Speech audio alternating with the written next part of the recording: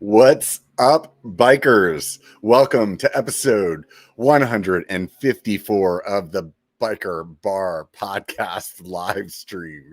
Here we are with Push Industries today. This is going to be exciting. I'm super stoked to talk to Darren, the founder of Push Industries. Before we get started, though, thank you guys that are on Patreon. Honestly, 100% of the support for the show comes from Patreon.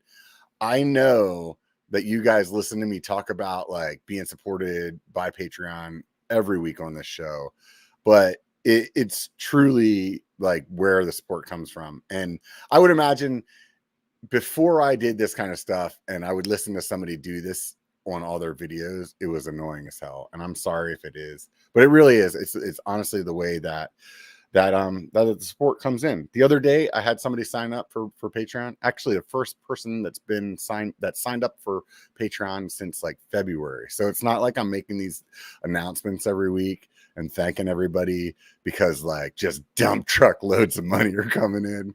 It is a slow grind, but really it helps out the show. It helps me buy the products and the videos that I do, all of the above. So it may seem a little irritating at times to listen to it as a listener, but it really means a lot. So swing by Patreon, as little as $1 or $5 a month, really put some beer in the fridge, keep the machine running. That would be awesome. I really appreciate all of you over there. And thank you to the new member of the Patreon team. Means a lot. Anyways, if you want to do something for free, swing by Apple Podcasts, write me a 5-star review on the podcast. If you love this podcast and you want more people to hear about this podcast and me to be happy, that would be great.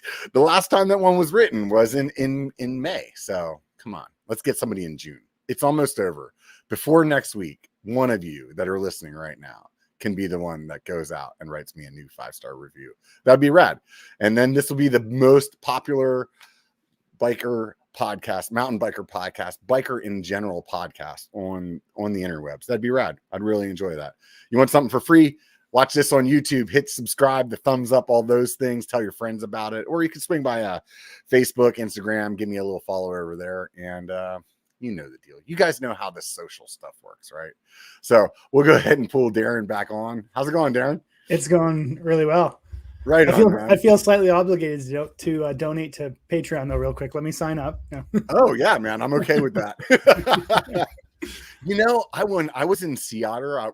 I was talking to one of the people there, and they were saying that another podcast that had pitched to them on being the show was charging $5,000 an episode for you to be on. Yeah, I was like, I get those. I get those a lot. Yeah, we often get a lot of requests, and it starts off with wanting to do some kind of content, this, that, and the other thing, and it really is a big sales pitch. Which there's a place for those for sure, but I like this style, more organic, conversational. I'm super excited for the opportunity. So it's great to also meet you at Sea Otter and just have this opportunity to come on the show and geek out on bike stuff. Yeah, man, it's always a good time, that's for sure. So it's easy, it's just sit here and BS. It's just a conversation. So it's not an interview. And that's the thing where it's like, I don't know, man. The whole reason I started this podcast is because I started listening to other mountain bike podcasts and they just annoyed me. Yeah. So I was like, that's it, man. This is not the way I want to hear it happen. So well, I appreciate you for being on, man. So Push Industries, you guys have been, when did you guys start? Oddly enough, or not oddly, crazy enough, we're going to celebrate 20 years of business this October. So we started back in 2003, or I say we. I started back in 2003 in October, and we've just been kind of talking about that recently because 20 years is a really big deal, obviously. It's a milestone. Yeah, so we're going to figure out what to do. We're going to do something cool for our 20-year anniversary. I don't know what that is just yet. We've got all kinds of crazy ideas being kind of bounced around. But yeah, so almost 20 years in business, started in October of 2003 in Irvine, California. So So in 2002, what were you doing? In 2002, I was actually fumbling a little bit. Were you like an engineer or like? No, so I've always, I don't like to say I'm an engineer. Well, no, I don't say I'm an engineer because I'm not. That's where I thought my path was going to be, going to university for mechanical engineering. That didn't happen. I've had a lot of research and development roles, worked in suspension, and in 2002 I was doing contract work, so contract design work. Mm-hmm. And I basically had a really good day job, went into an entrepreneurial position with some partners that didn't go so well, kind of got out of that and was trying to figure out what the next chapter was, and doing some contract work. My wife was very supportive of me doing my own thing still. And we started, I felt like there was a hole. I'm a big motorcycle guy, cars, motorcycles, bikes. That's my thing. And I was doing a lot of contract work in motorcycles and loved mountain bikes and just saw a hole for information. I mean, there was not enough resource for mountain bike suspension back in the early 2000s. There was lots of innovation happening, not a lot of resource. And I've told this story before where if me as someone so I'd worked in suspension for years, and for someone like me, if I couldn't get the answers, then surely regular consumers couldn't. And so that was the birth of Push, to be a resource for mountain bike suspension. Yeah, I don't know like specifically where you guys started, but from my experience, I just remember hearing the name come up and it'd be like, oh, you could buy this shock, but if you want it to get better, you can send it to these guys at Push and they'll like reprogram it for you. You know? It was like, what? Yeah. So they sell their own stuff? And it was like, no, you buy this stuff and then you give it to them and then they change it. And it's like, really? So I mean, like, what was that your initial like come out of the gate was like, hey, let's just like redo other people's stuff? And that was the whole thing. So it kind of started. So Paul Theed, who's the founder, owner of Racetech Suspension. So big in the motorcycle world, Racetech's a really big name and had been in the game for a long time. And I was actually out to dinner with him one night, and I was trying to pitch him on opening a mountain bike division of Racetech. So take your motorcycle model, which was service, but mostly tuning, hop ups and various tuning for motorcycle riders. And I said, man, the mountain bike industry is ripe for this. You have all the expertise, you should do this. And he was across the table saying, well, no, you're the mountain bike guy and you understand mountain bikes and suspension. You're the one who needs to do it. And so that kind of got me thinking. And so initially the whole model of Push was literally a mountain bike version of Racetech. So if you had, at the time, it was just Fox suspension. I was a one-man show, right? I started, it was just me. And so the idea was I would take in Fox Vanilla and Fox Vanilla RC coil shocks, and I could service them or I could tune them. I designed and had manufactured aftermarket pistons and valves. And so, push became a verb, right? So if you had a Fox coilover, you'd get it pushed. That was the whole thing. Yeah, so I remember it like that. Yeah. And so the first thing I did was I developed a performance tuning kit for the Vanilla and the Vanilla RC. That's the only thing I worked on. And so if you had one of those shocks, you could send it in and I could adjust it, the damping for, rider weight, riding style, respring it, bushings, full service, but mostly tuning. And just based on the Racetech model. And so that's where I started, was with just those two shocks. And then it started to grow. How do you do that? Like, you just like, initially it was a matter of, hey, I'm gonna buy this thing, take it apart, and then try to figure out what you could change? Or no, is it normal engineering stuff where you're like, oh yeah, this is run of the mill things? Yeah. So for me, I had worked in research and development. So my very first real job was at Marzocchi. So I worked at Marzocchi Suspension in the early days, the development of the original bomber. So I was around Marzocchi before the bomber was a public item. So when we were prototyping the bomber is when I worked at Marzocchi. Obviously, that product launched with huge success. So I was a technician at Marzocchi. I left Marzocchi and went to work for Eibach Springs. So a lot of people are familiar with Eibach from the motorsports world, but also at the time, Eibach was manufacturing the Mountain Speed. So this is pre-MRP. So Mountain Speed speed springs, and they were making some mountain bike stuff for Fox and for RockShox. And so I worked there and then migrated to the damper division at Eibach, where I got to work alongside a gentleman named John Wills, who was one of the world's, top engineers for damper performance for automobiles, race cars.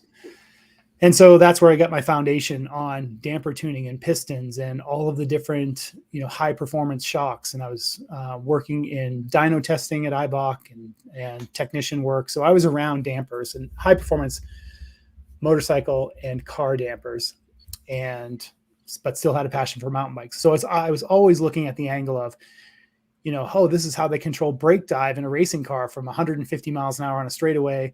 How can I relate that to a mountain bike? And so I'd been around that stuff. And then I had a short stint. Anyway, I kind of learned damper design. So I started doing CAD work.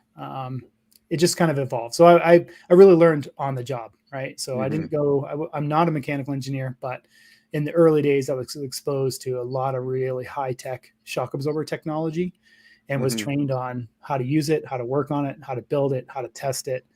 And when you're doing that day in and day out, you see what valving changes do. You see what piston designs do. And it was a great. Did you look at it like Fox is the most, popular shock at the time? So you're like, I'm just going to try to focus on them, because you said you would be like, would you be getting parts machined that would fit in that or something like that? So, and for me, it was, so push has always been a performance, my whole concept was elite or pro level performance for the consumer, right? Because even back then, Fox, RockShox, Marzocchi, everybody has professional race programs and development and things that consumers can't buy. And my point was I was going to develop stuff that was extremely high performance that a regular mountain biker could buy. I chose Fox initially because honestly, they made the best stuff, right? And so in order to have the best performance, you have to start with the foundation has to be good. And I think that's part of the confusion. You're not going to be like, hey, let's buy a Volkswagen Bug and like make this thing a street rod. It's And I know that was part of the difficulty. And, I would say I still have a good relationship with Fox. But in the early days, I had a really good relationship with Fox. And there was definitely some frustration because of that verb, right? People started saying, oh yeah, if you got a Fox, like it's good, but send it and get it pushed. And then it's amazing. And that was not what I was doing, and I would talk to the Fox people and say, listen, I'm not purposely saying your stuff is bad, and in order to make it good, you have to go through me. I'm saying, no, your stuff is amazing. That's why I'm starting with it. Like you guys make great product. That's why I'm not working on any other brands, because this is the best, in my opinion, this is the best starting point for me to be able to, I'm tuning, because the reality is that, someone who is 160 pound weekend warrior is very different than, they have a different expectation than someone who's say 210 pounds and is riding 4 days a week and wants to be an amateur enduro racer or whatever. So the expectations for the suspension is different. And that was what push was. Push would say, or I would say to you, what is your expectation? What are you looking to get out of this? And so the major companies couldn't do that, right? They were building product and selling product OEM mainly and doing some aftermarket work. And I was just meeting the expectation of the rider. So that's how I started. Yeah. I think it's really a weird spot for bike companies. And maybe this is something that changes in the future, is like, how do you actually get a suspension platform that's really dialed for the person who buys the bike, but you don't know who they are? You know what I mean? It's like, it like to do some kind of scale production, you can't do that. It's impossible, right? Or it seems that way right now. Yeah, it is challenging, and our OEM business works differently than everyone else's because we do face that challenge. One of the first companies we really started doing some volume with was Evil. We've always have had a strong relationship with Evil, Revel bikes, Gorilla Gravity.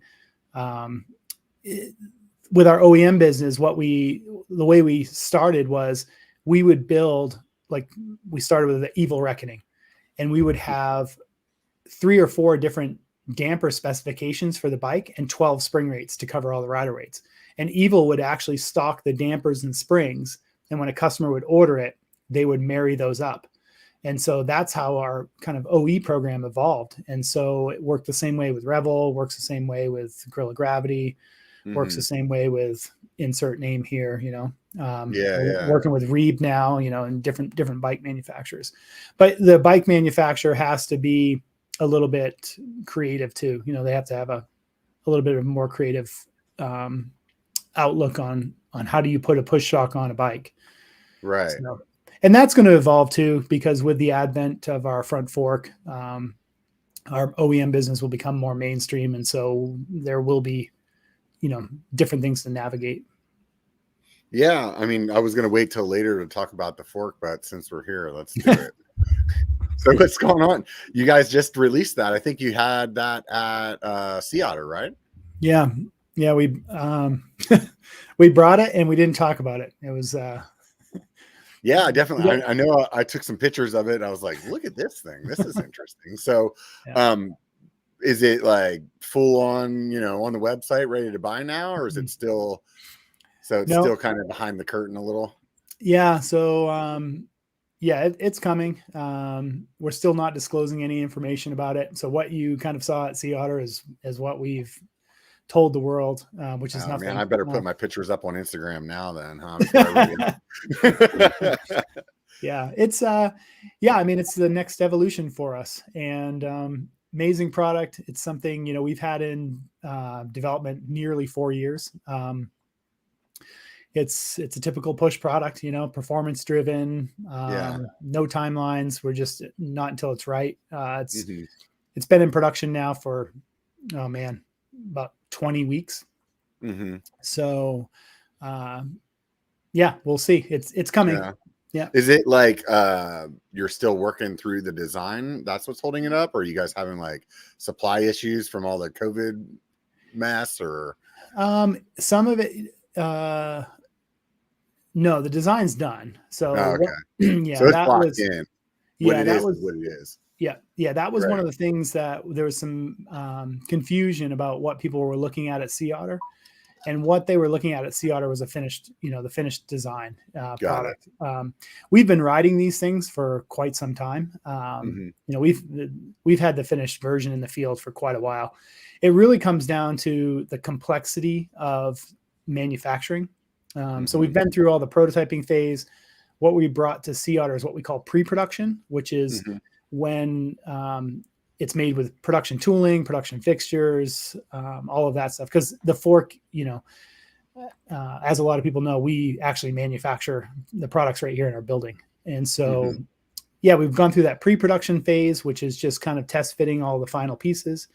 And right now we're actually in final production. So we're actually manufacturing the product that is going to go in a box to a customer. And what that looks like, we don't know just yet, like how many we're going to be able to deliver. So it's going to be it'll be initially a hard product to get your hands on. There's a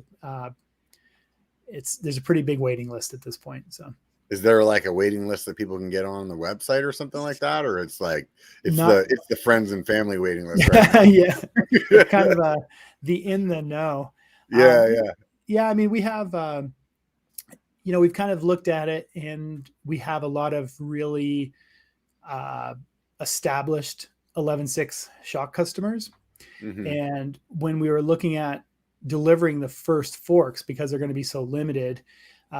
We just really wanted to focus on those customers first, because we'd hate to have someone who's been supportive of us over the years with shocks have one of their friends get a fork and them not be able to, And so initially the forks are being offered to some of our good customers. And so there you go. If you want a fork, you better start buying a shock.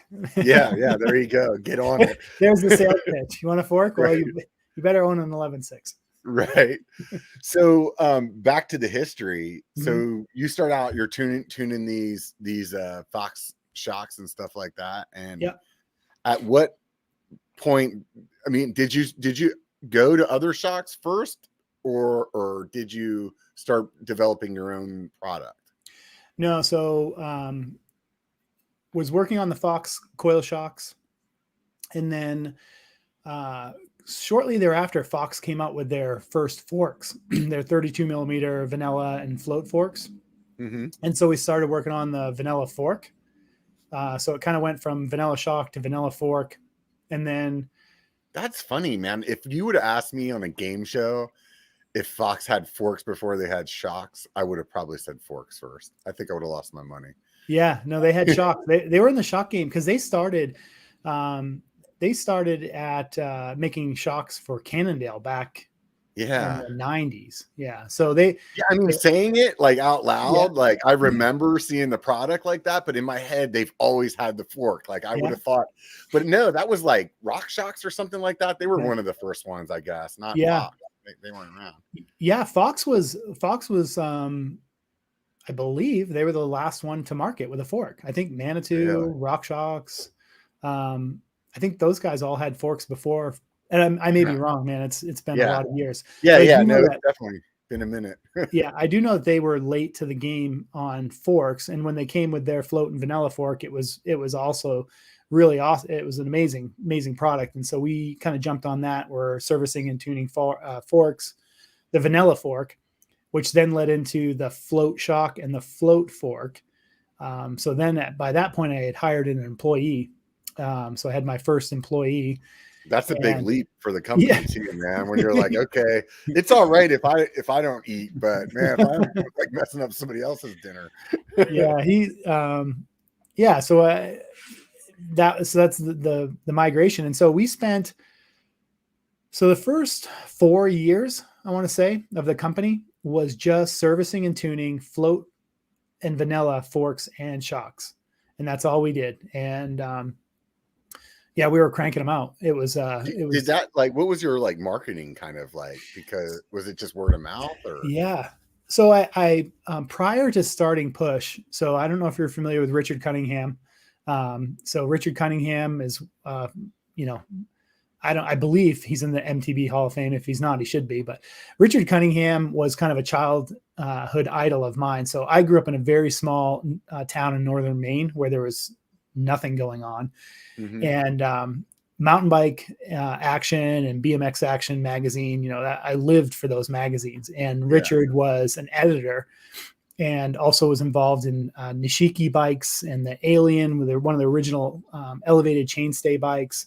Anyway, Richard was just one of these guys that I, as a kid in northern Maine, just looked forward to reading his articles and just all of his information and seeing the cool bikes he made. Actually, I think his company was Mantis, and then Nishiki licensed the design. Anyway, so Richard was one of these guys. He's an industry icon, industry veteran. And I got to know him in the early years of my career. I met him actually when I started working at Marzocchi.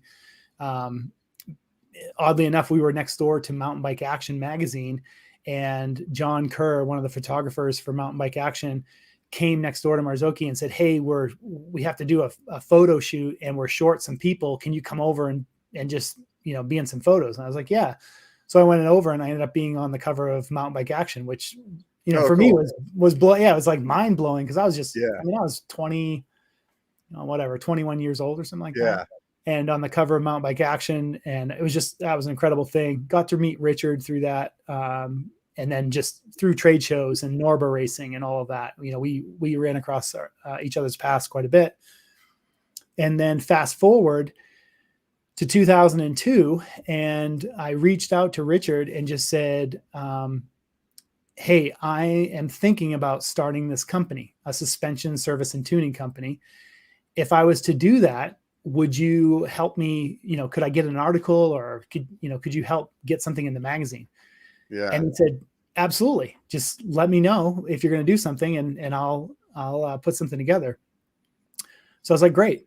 And, several months later, I hit him up, and he came to Irvine, where we started the company. We kind of walked around at the time, it seems like a closet these days, but I had a very small kind of office warehouse space in Irvine. Yeah. And then we walked across the street to Wolfgang Puck's at the Irvine Spectrum, had lunch, talked about Push.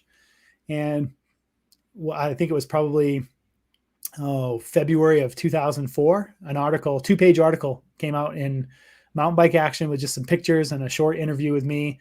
And that launched the awareness. So honestly, for the time, you couldn't have asked for a better way to launch. No, it was realistically like that was like the heartbeat of like where you would learn about anything mountain bikes would be that magazine. So that would be like having all like the biggest YouTubers, on the internet being like, all right, here's a video about Push. Yeah. And that was back when magazines were relevant, period. And Mountain Bike Action, as you mentioned, was on a pedestal, especially when it came to technical stuff. And ad space in those magazines, I got a 2-page article, which if you had to buy that back then, I couldn't afford it. It wasn't, I couldn't have run an ad, to pay. I just couldn't, I didn't have the money. And so Richard with that article launched things. And then I've always been super focused from day one. It was create high performance products and provide an exceptional customer experience, because that's what I want. And so that was my marketing plan. Just make super high performance stuff and provide an excellent customer experience, because that's the most important thing. If you have a question, if you need support, and I drill that into every single employee in this company. It's like where we are today and all the high tech equipment and the state of the art manufacturing, all this, that's all great. But if we still are not answering the phones, if we're not answering the online chat, if we're not engaged in email, if we're not providing that excellent, we have to be obsessed with our customers, which I am. I am obsessed with customer experience. And so, that's how we started. And man, it worked. It really so was it like immediately after that you were like, oh crap, I'm busy as hell, or like did it trickle in, or? No, it switched on pretty much overnight. Yeah. It was just one of those things where, and the timing was really right, because Fox had just introduced, in 2003 is when they introduced Pro Pedal. So the Pro Pedal technology. Yeah. And so I had developed a kit where I could take a non-Pro Pedal shock and install a Push version of the Pro Pedal system. Okay. And so there was thousands and thousands of Fox shocks in the field where people had read all about Pro Pedal and how amazing it was. And then Push could install Pro Pedal for the fraction of a cost of, fraction of the price of buying a new shock. And so I was really fortunate with the timing of having that particular upgrade that I could install in someone's shock. Yeah. No, that's huge. That's definitely huge. Yeah. How did you come up with Push? What is their name, like something behind the name, or? It's kind of no, it's not super exciting. So my wife and I had kind of decided that we're going to do this, we're going to mortgage our house and start this business. And that was early, like getting a website was so important, right? Having some kind of website. And so we had to have a company. It's funny because my wife and I are not marketing people. And so for us, we needed to have a company name, not for marketing, but because we wanted to register a website. Like that was our thought process. Right. Yeah. Not like, hey, we have to have a great name and the marketing aspect. It's like, no, we need a website. Right. And so we couldn't figure out what to name it. Coming up with a company name was not what we were good at. Right. And so I literally went out on a mountain bike ride And at that time, we kind of lived over in an area in Southern California near Whiting Ranch. And I was just took off on my bike out of the garage, was climbing up Whiting, and just wasn't, it was one of those days I wasn't feeling it. Everybody's had them, right? You just start the climb and you're like, I don't want to do this. Over it. Yeah. And I just said, but man, if I can just push through this, the descent will be awesome. If I can just push to the top, then it'll all be great. I'll just rip down. It'll be awesome. And that's when I thought, push. I'm like, push. Yeah, push. That is, again, I'm huge on racing. I love motorcycle racing, bike racing, car racing. And the idea of push is in every athlete's kind of vocabulary. Right. So I thought, that's it, push. We're going to call the company Push. And so I came back to the house, told my wife, and we immediately looked up push.com, which was taken. And so then it's, push what? Push the envelope, trying to come up with it. And in Southern California at the time, a lot of companies, like Industries was kind of a hip term, Right. And so I just looked up, hey, is pushindustries.com available? And it was. And so the company was named because I wanted to be named Push, and Industries was available on the World Wide Web. Yeah, man. Finding a domain name is like twice as hard as picking a company names. Yeah. It's like, unless you have deep pockets, and if you want to find one that's open, man, it's definitely a mess. Yeah. And at that time, I didn't know if Push was going to be solely a suspension company either. Right, and so I didn't want to call it Push Suspension.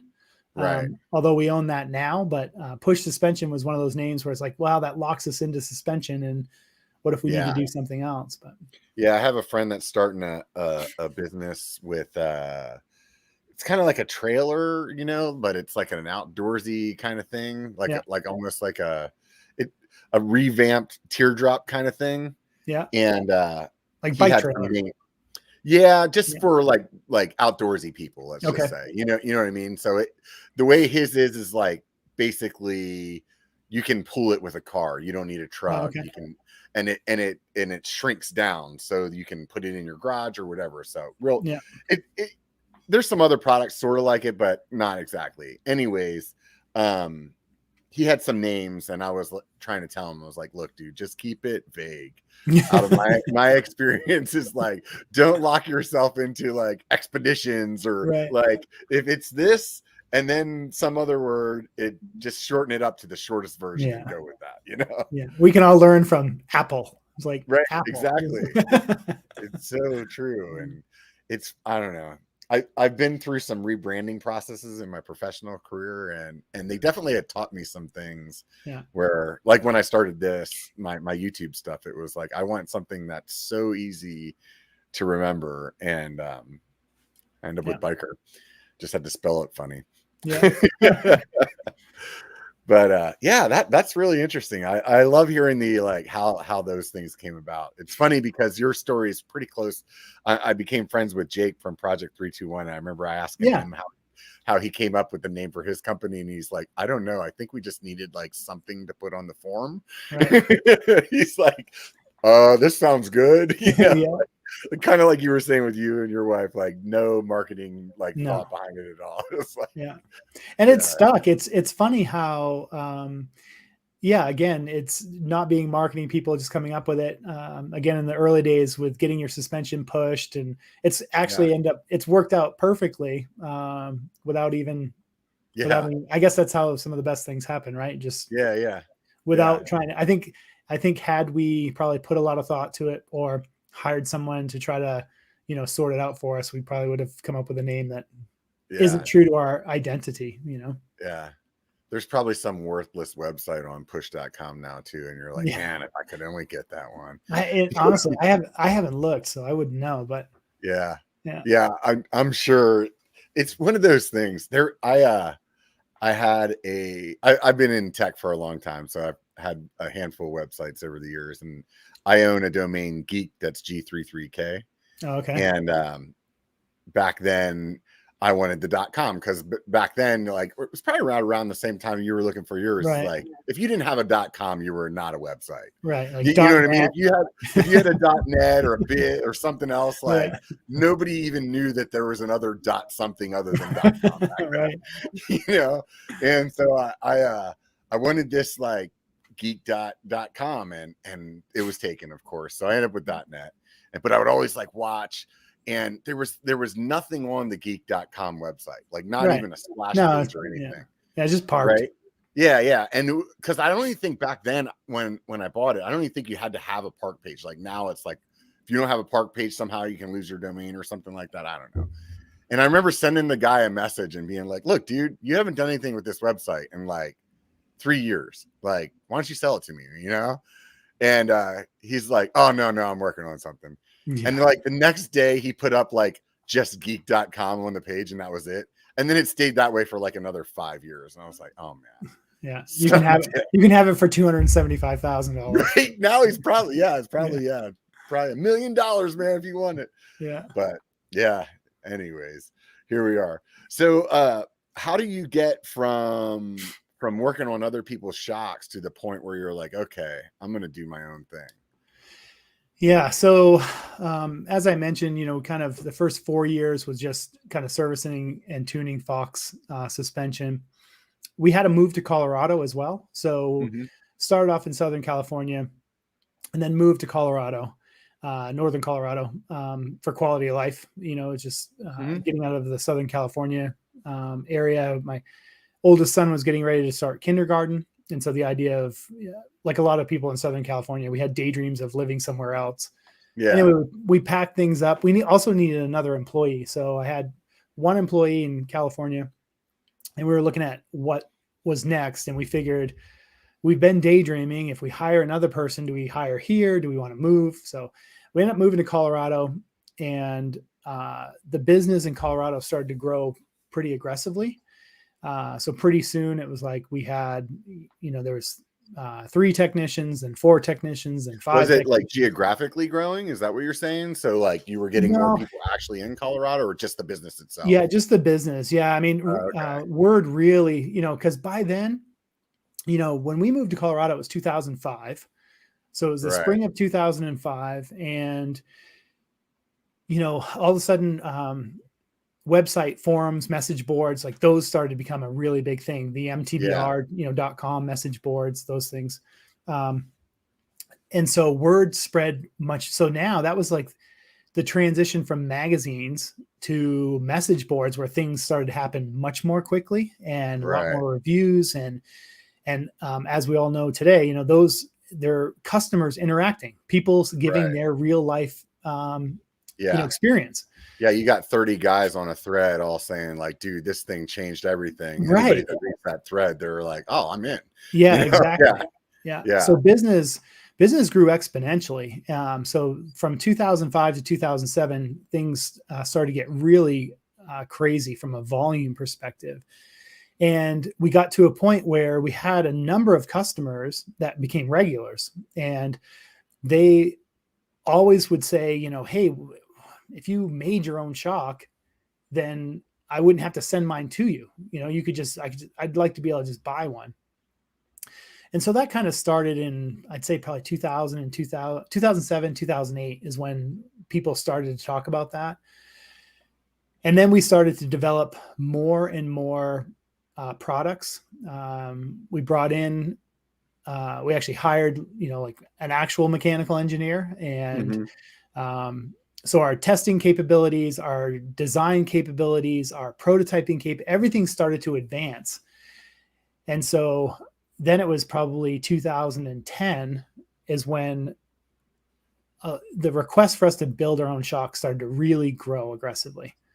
And I honestly was, at one point we were buying shocks from RockShox. Fox wouldn't do it. So Fox, the idea of us buying Fox shocks, tuning them and sending them to customers wasn't going to work. RockShox was interesting. I'm surprised that they didn't want to do some kind of like licensing thing where you would just like tune them out, out the gate for them, and then you know what I mean? At the time, I thought they were crazy too, because hey, I want to buy a bunch of suspension from you, right? But now I understand. Now that we're a manufacturer, I understand the warranty implications. I understand the marketing. I mean, I understand today. Back then, I didn't. I was like, you're crazy. Why wouldn't you want to do this? Right, right. We did do it with RockShox. And so there was a short period at which we were buying forks and shocks from RockShox and tuning them and sending them to the customer. And that worked out really well, except if RockShox had a supply problem, we had a supply problem. If RockShox had a recall, we had a recall. You're really dependent on their business. Yeah, so really, it proved to be kind of more challenging than we had initially thought. But the concept was working, and so anyway, we just kept thinking about it, and so we had a lot of chatter about it. We'd stopped selling the RockShox suspension. And I went to Interbike, and Interbike was, as you know, people know, used to be a huge trade show here in the bike industry. Mm-hmm. And I went to Interbike, and I went by the Santa Cruz booth, and we had just, we had supplied suspension for the original Santa Cruz Syndicate team. So when Santa Cruz Syndicate was founded, Steve Pete, Nathan Rennie were on push Fox rear shocks that we built and tuned. Mm-hmm. And so we started a relationship with Santa Cruz, and I went to Interbike. I went by the Santa Cruz booth, saw Rob Roskop standing there, went over and just was going to talk shit with him. Mm-hmm. And one of the first things he said is, oh, do you guys have a booth here? And we started talking. And he said, so are you showing your new shock? And I said, what new shock? He said, well, tell me you're not still tuning somebody else's suspension. Tell me you guys are making suspension finally. And I just said no. And he said, man, you're crazy. You need to make your own suspension. Yeah. So I kind of laughed it off and walked away. And then the next morning, ate into your brain, huh? Yeah. So, Rob kind of said that to me. And then the next morning I went to breakfast with a friend of mine, and he kind of said the same thing. He said, why aren't you building your own, because we were talking about how, because at that point we were tuning between 8,000 and 9,000 Fox forks and shocks a year. So we had 7 full-time technicians, and we were doing 8,000 to 9,000 Fox forks and shocks. So it was a big machine at that point. And that's crazy. My friend at breakfast just said, why are you not making your own suspension? And I said, and I just answered and said, because it's too expensive. We couldn't afford to start something like that up. Yeah. And he said, well, how much, what's expensive? And I said, I don't know, but it would just cost too much money. And he kind of challenged me to go back and determine what that looked like. He said, you really should have a look, because he said, I bet it's not as scary as you think. Yeah. And that's what I did. So I went back home and started kind of working out a business plan of what would it actually look like to manufacture. Because at that point also, I guess I skipped one part, which was around 2009, we no longer were contract machining. We actually bought our first CNC machine. And so we were machining parts in-house at that point. So our upgrade parts, our pistons, valves were being machined in-house. Shortly thereafter, we bought a CNC lathe. So we had a CNC lathe, we had a CNC mill. So we knew we weren't a manufacturer, but we knew how to make parts. Mm-hmm. So anyway, so there was that component. So we were already making parts. And so, I started to look at, well, what would it cost to make our own shock? Mm-hmm. And sure enough, it wasn't as scary as... Yeah, because then you're like, wait a minute, I already have the machines. Because to me, the when you first said that, my first thought process, man, those machines are expensive as hell. Yeah. So like I could think, but if you already had the machines, so then it's like, okay, well, do I have time on the machines to like run some extra stuff, or do I need it? Yeah. Yeah. And so that's when we kind of looked at it and said, well, and if we are going to build suspension, it has to be different. I mean, we're never going to compete with Fox or RockShox. I mean, we can't. These companies are, huge OEM companies. Not to mention, customers who are coming to us are looking for something super high performance. They're looking for something custom. They're not going to buy a product in a box, right? That's not what they're looking for. So So we just started down the path of this. It's interesting to me that you felt that way, because it's like you have this business that's like all these people that are coming to have you just change what they're buying. Like, why wouldn't you think that like they would be willing to just buy it from you? You know what I mean? Well, the concept was, how do we mix those two things? How do we build a shock, but it's that we can custom build to each customer? And that was the whole point. And then we looked at what that would cost. So anyway, long story short, the whole concept, the first 11.6, we launched the 11.6 in March of 2015. And just so people that may not be familiar with your company, 11.6 is a coil shock. It's not an air can or anything like that. So you guys went straight to a coil. Yeah, because here in Colorado, we were, the Nomad, Santa Cruz Nomad was a pretty popular bike around here. And I, at the time, also was riding a Santa Cruz Nomad. It was a great bike for Colorado, big terrain, big travel, sit and spin bike, wasn't going to win any uphills, but boy, was it a blast to ride. And so the problem was air shocks on these new long travel trail bikes at the time. If you wanted to have any kind of climbing efficiency, it's like you had to overpressurize them or tune them, really heavy, etc. So we really felt like coil suspension was where it's at. I have always been a big fan of coil suspension. And so the market was saturated with all these air shocks for these long travel bikes. Nobody was really doing a coil shock. Coil shocks were still considered downhill. And so I wanted to make a lightweight coil shock, like the lightest coil shock we could produce that had all these amazing features and technology and performance. And so that's why we went coil, because it was a empty space. If you had a Nomad and you wanted to buy a coil shock for it, it wasn't that easy to do. And so I wanted to make a coil shock that was literally geared. It wasn't overbuilt. It didn't have a heavy spring, all of these things. It was built for the trail market. Excuse me. And so that's what we did. So in March we started development in 2013, and then March of 2015 is when we launched the 11.6, and we only made 50 of them. And so the idea was, at that time, it was more than twice the price of our competitors. Yeah. It was made in Colorado, like manufactured in Colorado, and still is. That's something we're extremely proud of, is we actually we don't just assemble, because a lot of people, promote that they, it's assembled here or whatever. We actually manufacture it here.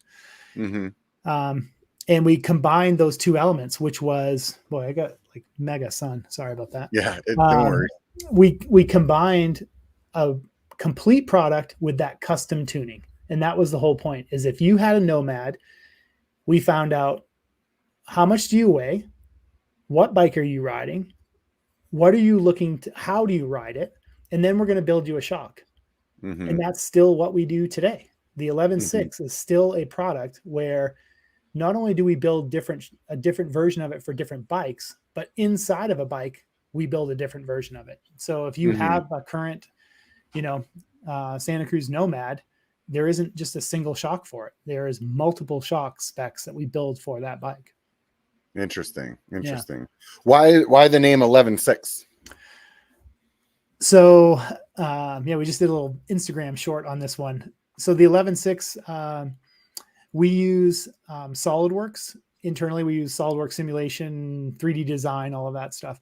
And we have a PDM server, product data management server, which is where everything stays secure, encrypted, all that. So I had been designing the dual overhead valve system. So the whole point of the 11.6 was coil, and that had this dual valve system that you could toggle between. So a really advanced technology that I developed and patented. And so I had it on my desktop computer and had to transfer those files onto the PDM server so I could have one of our engineers actually start collaborating, start taking the design, refining it, working on it. Right. And so it was November 6th in 2000, would probably have 2012 at that point. And it was late at night. I was in the office late, like I am tonight, 7:00. I wanted to transfer these files, and the PDM server, you can't just drag and drop. It's like you have to create, a project name of this. You have to go through these steps. Yeah. And I was tired and just said, "Oh, what is it?" And the date was 11/6. And so I said, "Perfect. Project 11.6. Yeah. And so that's how it started. So the name came from November 6th. And shortly thereafter, when we started kind of looking at, hey, we got to come up with a name, etc., I was talking to a good friend of mine who is in marketing. And he said, "Well, you guys must call it something." And I said, "Well, no, we don't have a name." He said, "Well, no, when you're talking to other engineers or people in the shop, what do you call it?" And I said, "Oh, it's just Project 11.6. And so he sketched up this kind of 11.6 logo and just emailed it to me. And he said, "Check this out. I think it's cool. I think 11.6 is cool." And again, we're not the sharpest stick when it comes to marketing. And it was just like, yeah, that looks cool. Yeah. So the fork's going to be like the 714 or something like that. The fork is called the fork right now. So that's honestly what it's called. Its internal code is horrible. And not using that one then, huh? Yeah, a funny kind of anecdotal story is I had the opportunity to so there's a very large national marketing firm in Boulder that I had the opportunity to meet with because one of the owners is a big mountain biker. And there's no way we could ever work with them. They're just too large of an organization, et cetera. But I did go down for kind of a brainstorming session one time. And it was kind of cool because I'm in this extremely fancy boardroom surrounded by all these marketing professionals. And one of the people at the table just said, "We've done some research, kind of looked at what push is, et cetera. And, from what we can tell, you're a company that with the most high performance products in the marketplace with the absolute worst product names." And it's like, oh, the HC97 and the ACS3 coil kit and the 11.6, they're literally some of the worst product names you could come up with. I'm like, wow, this is going well. And he said, "But you need to continue that." And he said, at some point you're going to need some marketing help. And he said that when you're talking with marketing professionals, if anybody wants to come in and kind of rebrand and rename and really kind of give you guys product names, he says, "I'll just give you a piece of advice." He says, "I would run." He says, because the point is that you guys are engineers first and technicians first. And it shows because the products are over the top, highly engineered, highly precision made. The focus of performance is number one, forefront. And so having a horrible name is okay. And so, so I kind of took that to heart. And so now with the fork, at this point, it's the push fork. So right. I'm sure it won't, when it goes to market, it won't actually be called that, but we'll see what it is. Then. It actually might. It's a possibility at this point. I'm not ruling it out. Yeah. So, what was that like bringing that to market? You work on it for a couple of years. Yeah. I'm sure internally you're all like, "Man, this thing's sick," but you can't like just eat your own like pudding and be like, so you're like, you made 50. How quick did they sell? Pretty slow in the first part. Yeah. I mean, and just to back up a second. So we started off with two paths. We had a shock where we wanted, so at the time, so back in 2013, the Fox DHX and the Cane Creek Double Barrel were kind of the two premium coil shocks. Mm-hmm. And the Fox was around $550 and the Cane Creek was around 600, maybe 625. And so the idea was, well, if we're going to build this custom built shock and we're going to manufacture it in house and we're going to use all the best materials and technology, we can't hit those price points. Yeah. And so we created two paths. The first path was we need to build a mountain bike coil shock for the trail market that's going to be $800. Mm-hmm. And then the other path is we're going to create a second prototype that is going to be unlimited. Like let's just build, and we won't discuss costs at any point. We're just going to continue building whatever it is. Yeah. Yeah. Let's see where it goes. Yeah. And so that's what we did. And so we started with those two paths, and it was very shortly after doing that, we realized that the really high performance one was significantly better. It's like, there's no question. And so what we had was we literally took these like neoprene kind of socks, and we covered the shocks and zip tied them so you couldn't see the shock on a bike. And that's how we were riding them here in Colorado. And it's funny because people saw these socks and they're like, oh man, that's such a great idea. The shock sock, it keeps the mud off your shock. And little did they know that we had all this development going on, Right. All the local riders just thought it was a cool like mud cover. Yeah. That's funny. Yeah. So anyway, with those socks, we could also have our friends and stuff ride them, and they wouldn't know what they were riding. So the feedback is really honest. And for sure, like the high performance version always won. It was always selected. And so very quickly we ditched the concept of being able to keep the price point to $800 because we couldn't get the performance. And again, as a performance driven company, that if that's our priority, then we can't put a price point on it. So then we started kind of looking at pricing, and it was quickly became $950. And we're like, whoa, that is crazy, $950, which then turned into $1,000, which then turned into $1,050. And people here at Push were just like, we'll never sell one of them. Like at $1,050, we won't sell one. And I was really starting to have my doubts as well, which is like, $1,050. It is the best product, but I don't know if the market can stand that. Right. But it's what it costs. It's what our labor costs.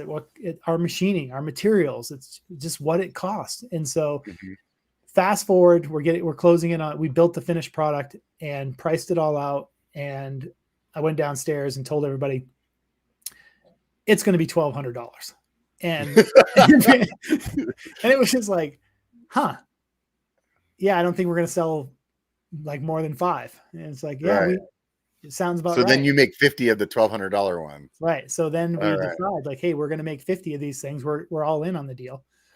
And for sure, sales were really, really slow. People were familiar with Push, but the idea of spending that kind of money on a shock. Also, we were experiencing suspension tuning and upgrades, but we weren't a manufacturer of a complete product. And so I think people's reluctant, and understandably too, by the way, people were reluctant to be the early adopters, like, hey, do I want to take a chance? But even with that time, like, I just think that a coil in general was not something that the average person would consider to be on their bike at all. Yep, I agree. And I think you said like early, like 2011, something like that. You said 2013. When was that released? So we actually went to market March of 2015. 2015. So so even then you still probably had a lot of the I don't know how to say it other than like bluntly, like there's like this XC like weight kind of thing that came with mountain bikes then that it's really not so much as anymore, like with the whole enduro, like people are like, 38 pounds, I don't care. You know what I mean? Like, but back then, if you were like having a heavy bike, it was not a good bike. Correct. And throwing on a $1,200 shock that's probably twice as much weight as any Hurricane out there. People, I'm sure it was just nothing but brake lights in their mind, like. And you hit it in the fact that weight and price were two huge hurdles. And because at that time, today air shocks are not very heavy. The modern like enduro air shock, like a Fox X2 or like a RockShox Super Deluxe, like these modern air shocks, they're not light anymore.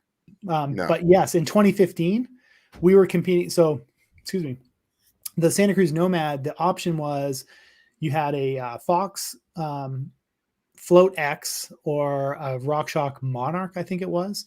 And both of those shocks came in at 400-ish grams. Right. And our shock was super light, by the way. So a standard coil shock was about between 1,000 and 1,200 grams. And we came in at just over 800. And so it was incredibly light for what it was, but that's still twice the weight of the air shock you're taking. You're taking off a 420 or 450 gram air shock and putting on an 820 to 850 coil shock. And so for sure, it's like weight was a big thing. And then the price. And yeah, we had a lot of roadblocks. And I would say that those first 50, it probably took us it was 8 or 10, like a pound more for people. Yeah. So. Because a pound's 400 and something or 400 something grams. So yeah, you're adding a pound of weight to your bike, and you just paid $1,200. So like a pound of weight out of your wallet and a pound. Yeah. And so, but it was a legitimate product, and the price was the way we were building it, what you were getting, it was worth it. Still is today. But yeah, then people started to get them, and then it took 8 or 10 months before we actually saw any regular sales of that particular product, because there was a lot of wait and see. And you brought it up earlier, to your point, if you have 30 people on a message board that are all saying, yeah, I got one too. And man, just like everybody said, it was awesome. The experience was awesome. The product's awesome. And so it took a while for those first 50 to kind of translate into that. And then I think the second run that we did was 200. And so I think the first run was 50. I think the second run was 200. And by just after the first year, so it would have been early 2016 is when we started to sell them regularly. And by regularly, I mean, one a week, or, it wasn't, they weren't flying out the door, but we had consistent messages, consistent inquiries. People were really seriously having a look at it. And we were shipping them every week. We were shipping at least one shock. And once we started there, then, the momentum grew. And then I think also after a year in the field, people knew it was durable, because that was such a key priority for us as well. And so it's like, wait a minute, everybody who has one loves it. It's really durable. And it's a good product. But it's expensive, but you get what you pay for, type of thing. And Can you take your shock nowadays, the 11.6, like from bike to bike with you, or is it like specific to your bike? Yeah, we had a misstep with that. So when we launched the first 11.6, it was reconfigurable, because there was no metric sizes, there were no trunnions, like all these funky shock mounts. So when we launched 11.6, there was just traditional mounting systems and traditional shock sizes. And so the whole point was you paid $1,200, but when you went to your next bike, you could have it reconfigured for that bike.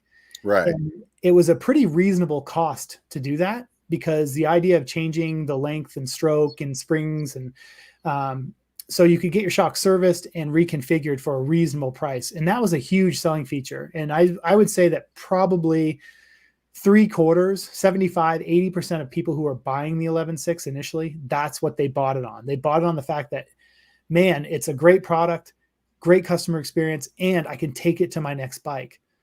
Fast forward a few years later, and metric, trunnion, all these weird mounts, strut mounts, like there's all these different shock standards that came out.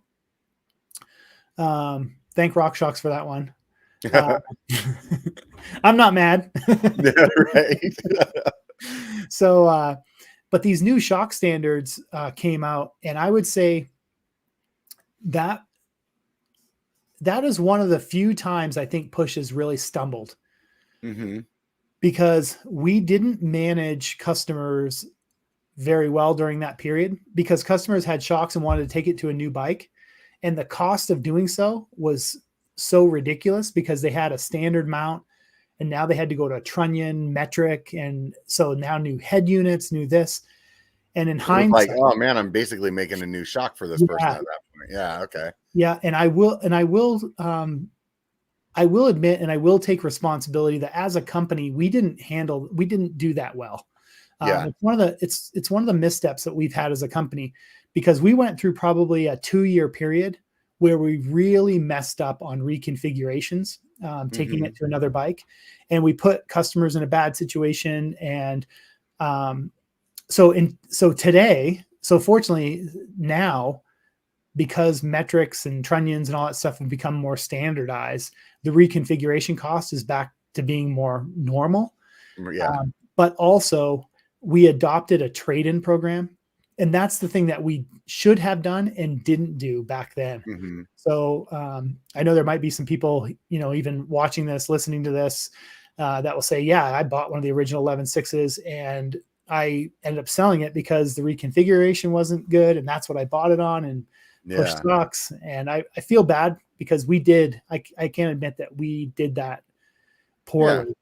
Yeah. But those are learning experiences, and these things happen. So and now we do a trade-in. So now it's one of those things where if you have a platform where it's going to be $1,000 to reconfigure it to your new bike, well, neither one of us thinks that's acceptable. And so now we work with, how can we do a trade-in? How can we do right by the customer? How can we get that?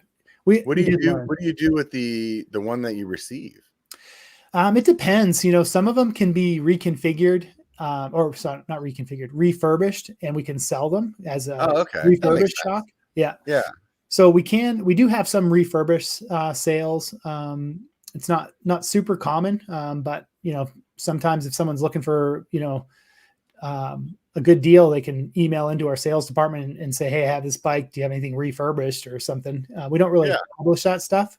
Yeah. Because it's not like we have a bunch of it. Right. So we can refurbish it, but some of it gets recycled because if it's a shock that just is really got a lot of miles and isn't worth. So if it's not refurbishing it, we will just take the hit on it.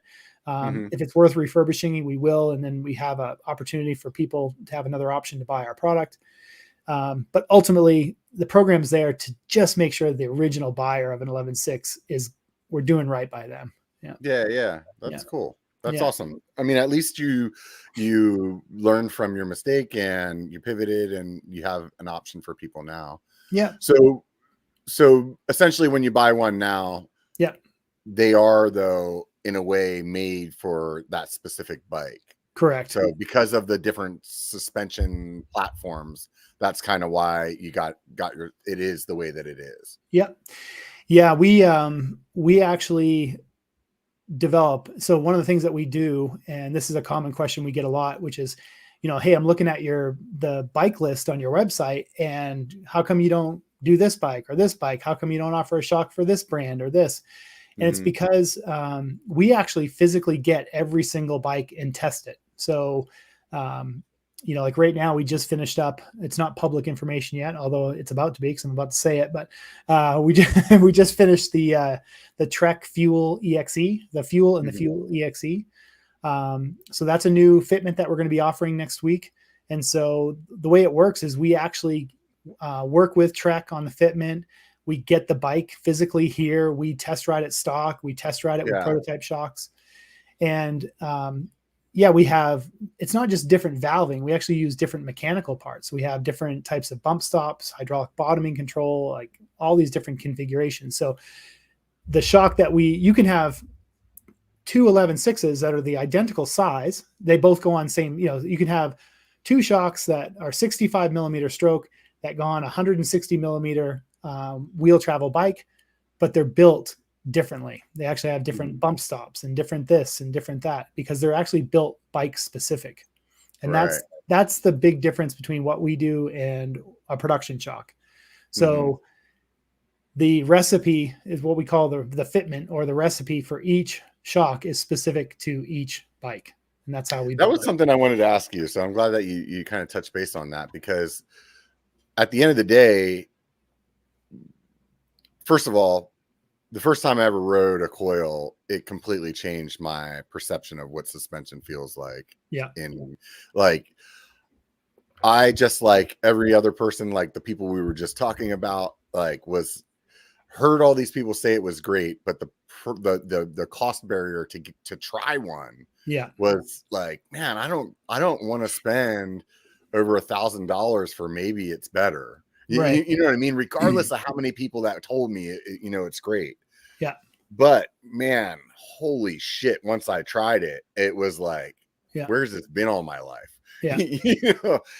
So but then, like going a step outside of that is like, okay, so I can sit here and tell people, I don't care if you're over 200 pounds and you don't have a coil shock, 100% you're doing it wrong.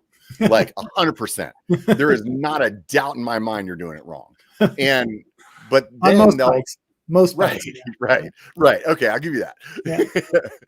But then like that same person could turn around and ask me, so then why not buy this Fox coil that's like $500 versus this other one that's $1,200, and I can go ahead. Yeah, I can obviously speak to that. You can. Yeah, I mean, there's coil shocks that you can buy for $500. We don't. By the way, I don't know how much the Fox one costs. I just said that number. Yeah. Well, no, I'm sure you could buy one like the base. The ones with the nice orange springs and all that stuff are much more expensive. But yeah, I mean, when you're buying an 11.6, you're not just buying a product; you're buying a support system. I think the biggest thing is, so first off, I'll just pick the new Mega Tower. So Santa Cruz Mega Tower. If you have a Mega Tower and you're looking to upgrade the performance, we always talk about what push represents is the easiest way to upgrade your suspension without knowing anything about suspension. We buy that Mega Tower, we do all of the development, we come up with a shock for that bike, specifically for that bike. When you contact Push, we want to know, how much do you weigh? What's your riding style? What are you looking to get out of the bike? What do you like or dislike about your current setup? And then we build you a product. And so we build you a shock for that Mega Tower that comes ready to ride. It comes with the correct spring rate. It comes with all the mounting hardware. It literally, you take it out of the box. So if you have a Thursday night ride and you get it on Thursday, you take it out of the box, you put it on your bike, all the compression settings, all the rebound settings, all the sag, everything has already been set by our technicians here. In the box is your card from the technician that shows you where all those settings are. So you just put it on your bike and you go ride it. And the expectation is right out of the box, even before it's broke in completely, your experience should be, this is the best product I've ever ridden. That's our expectation. Along with that is we have a mobile and website app that you can log into for a cheat sheet. So if you go to our website, you go to our support tab and you pick Santa Cruz, you pick Mega Tower, and it has all the settings. If you want to make changes, adjustments, we give you little cheat guides. If you want a fast, flowy jump pump line mode, if you want a plush DH mode, whatever, here's how you don't have to learn. That's cool that you break it down like that. Because to me, like, I'm not a super suspension guru. Right. So I'm like, it's too boingy, you know, like, and where do you start? Right. And which dial to turn. And my buddy the other day, we were riding and I said, man, my fork feels like shit. And he's like, well, what's it feel like? I was like, that's all I got. It doesn't work good. Yeah. And so, and that's the thing. And so we have, we set it up for you out of the box. Then we have the settings guide, which is available online and via your mobile. So that even if you're on the trail and you want to try something, you don't have to learn low speed compression versus high speed compression versus, you don't have to know that stuff. It's a diagram that shows you this dial, turn it this direction, this many times. And so we break it down really easily. If you use that online guide and you ever get lost, you have your settings card, how it was shipped, that you can just put everything right back to where it started. Yeah. You can get on our online chat via email, phone, and you can actually talk to a technician that can walk you through, like you just said, my shock feels like shit. Okay. Where is it at? What are you doing? Where does it, when it feels like shit, where does that happen?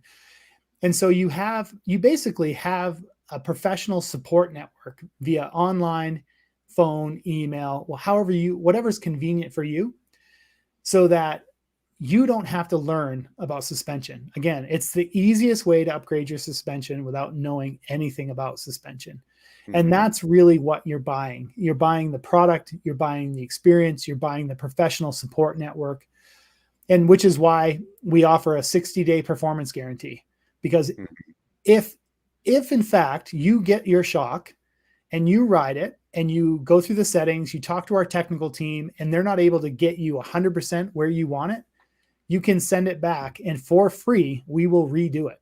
So in the first 60 days, we can respring it, revalve it, whatever we have to do, because our expectation is at the end of the day, you're like, this is the best suspension setup I've ever had.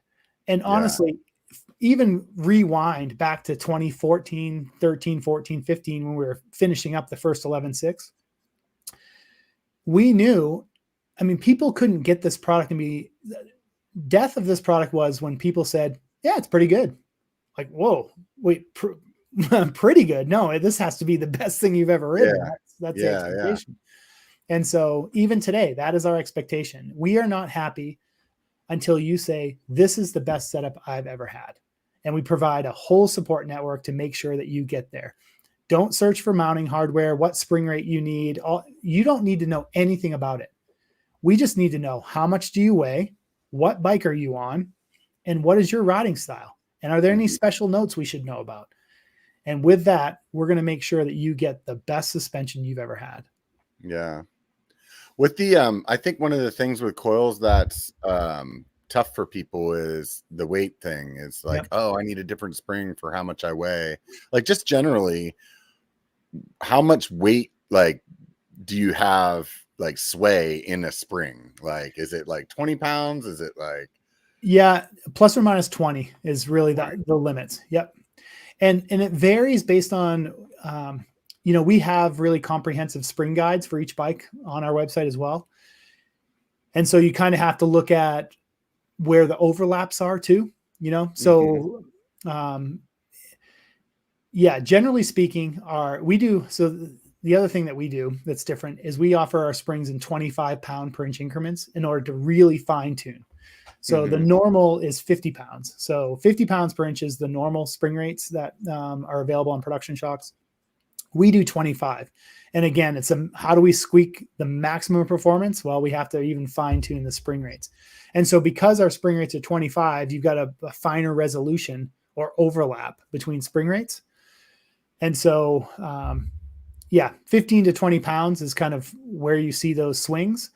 Is that spring rate made by like how tight the coil of the spring is, or is it made by the material? No, it's the design. Yeah. So the material is all the same. Hyperco makes our spring. So if you're not familiar with Hyperco, every Indy 500 since 1964 has been one on a Hyperco spring. They're a high performance motorsports company based here in the US. So Hyperco has been making our springs since day one, and it's the design. So when you look at, it's the wire diameter, how many coils it has. So that's really what determines. So they're all the same material, different thickness, different coil count is how we adjust what the actual spring rate is. Got it. Yeah. And then are like the springs are all like round. There's not like a different shape into it. Like, if it's oval or if it's like a different, like... No, our springs are a different shape, actually. Okay. So traditional mountain bike spring is round. Ours is barrel shaped. Looks like a barrel. Yeah. And so that's why you'll also see, our spring system is over-engineered. Push Industries, over-engineered. That's kind of our thing. We look at every detail. And so even our spring system, the barrel shape allows us to orient the end condition of the spring perfectly. The alignment of the end condition is what allows our spring to compress much straighter than a standard round spring. And so we get better small bump sensitivity because of that. We get better rate. And also you'll notice that our rear shocks are the only shocks on the market that don't have a plastic spring guide on the body to keep the spring from wearing. So if you've ever looked at a standard coil shock, they have a little plastic cap that goes on the shock body. Yeah, it's like a cover. It's a plastic cover that goes on the shock body because the springs rub on the shock body. Oh, okay. I see what you're saying. Yeah, we've even designed our spring system to eliminate that. And so our springs don't rub on the shock body, so we don't have to have that guide. But again, it's because we over-engineer. So if you look at our spring, it actually is tighter on the ends and larger in the center. So it has that barrel shape, which allows us to manipulate where the ends start and finish. So, yeah. Mm-hmm. So you've had the 11.6. Do you have other models as well? I'm sorry, I'm not super familiar with your product line. So they're all 11.6. We do have different versions. So we have the 11.6 Micro, which is a special shock that we built for the Revel Ranger and the Evil Following. So two real short travel bikes. So we have a compact coil version of the 11.6 called the Micro for these really short travel bikes. A lot of people hit us up about the Transition Smuggler. That's another one they want a Micro on, which is probably going to happen. We have the standard 11.6, which is our traditional mountain bike version. And then we have the 11.6 E mountain bike specific. So we have the Micro, the standard, and then the 11.6 E, which is our e-bike specific shock, which comes with a different shaft assembly, different build, and it's built for the rigors of modern e-mountain bikes. Yeah. So the Micro one, you're kind of targeting that like down country, let's just say that marketing term everybody hates, kind of those bikes with that. Yeah, it's really it's that 110 to 130 mil rear travel. A place where nobody goes with a coil shock, and it started because of our relationship with Evil. Yeah. And Kevin Walsh over at Evil, he was like, man, we should do a coil shock for the Following. And it's like, yeah, I don't know, the Following, like, really? And you think, oh, it'd be great. And so he and I started kind of laughing about it over beers, like, yeah, I mean, let's make a coil shock for this super short travel, trail bike or whatever. And we did. And surprisingly, it was awesome. I shouldn't say surprisingly. Great frame, great shock combo. Right. It made for a really cool bike. So people were taking Followings and putting 130 and 140 travel forks on them and putting an 11.6 Micro on the rear and had this super aggressive short travel bike. I 100% understand it. Like I was riding the Tall Boy. I had a Tall Boy last year, and the reason that I sold it was because I had heard that like potentially the new one was going to have a bigger like area in it for a coil shock.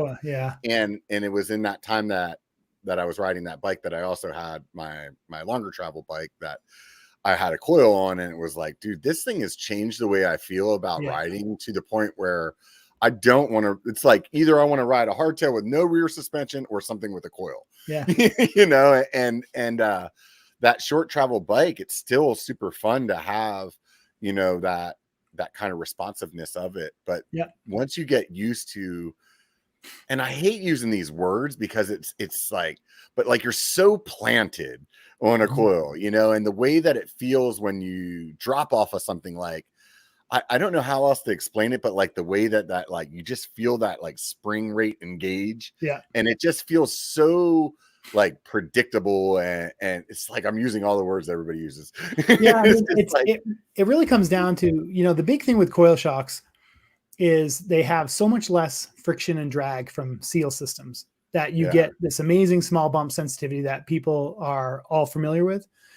But the other thing is, so back when we first started building coil shocks, the modern or the air shock of the time had a really bad what we call air hammock. So air shocks have positive and negative air pressure.